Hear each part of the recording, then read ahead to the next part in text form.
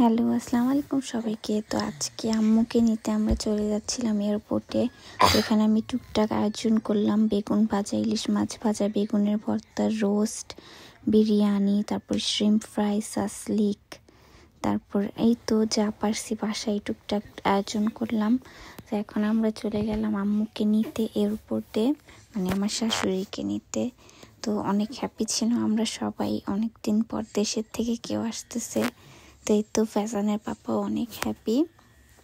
আমরা দুইটা গাড়ি নিয়ে যাচ্ছিলাম, একটা ফ্যাজানের পাপার গাড়ি আর একটা পিয়াস ভাইয়ার গাড়ি, মানে আমার একটা ভাইয়ের গাড়ি। সো দুইটা গাড়ি নিয়ে যাচ্ছিলাম। তো আমি, ফ্যাজানের পাপা আর আমার ছোট ছেলে এক গাড়িতে ছিলাম, আর ফ্যাজান আর মামা, মানে ওর মামা পিয়াস ভাইয়া এক গাড়িতে ছিল। তো এই তো কথা বলতে বলতে আমরা এয়ারপোর্টে এসে পড়লাম। তো ফ্যাজানের পাপা অ্যান্ড পিয়াস ভাইয়ের পার্কিং পাচ্ছিল না, তাই দেখে আমি আগে চলে গেলাম এয়ারপোর্টে, আমি আর আমার ছোট ছেলে। তো এই তো ফ্যাজানের পাপা এসে বললো, তো আম্মুর জন্য ওয়েট করতেছিলাম, বাট আম্মু এখনও বের হয়নি। তো এই তো ফ্যাজান তো আম্মুকে দেখে দৌড় মারছে দাদি বলে। তো তারপর আমিও গেলাম, ফ্যাজানের পাপা গেল। ফ্যাজান তো অনেক বেশি হ্যাপি ছিল দাদিকে পেয়ে।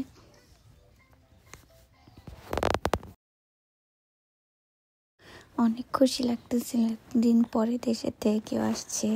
তো অনেক বেশি হ্যাপি ছিলাম আমরা সবাই।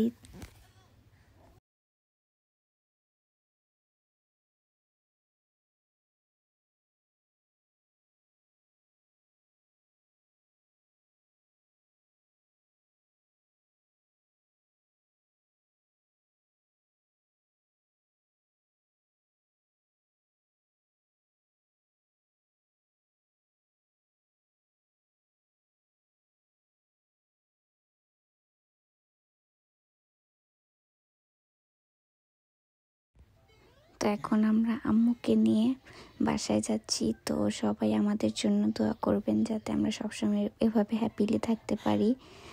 তো সবাই ভালো থাকবেন, সুস্থ থাকবেন। আল্লাহ হাফেজ।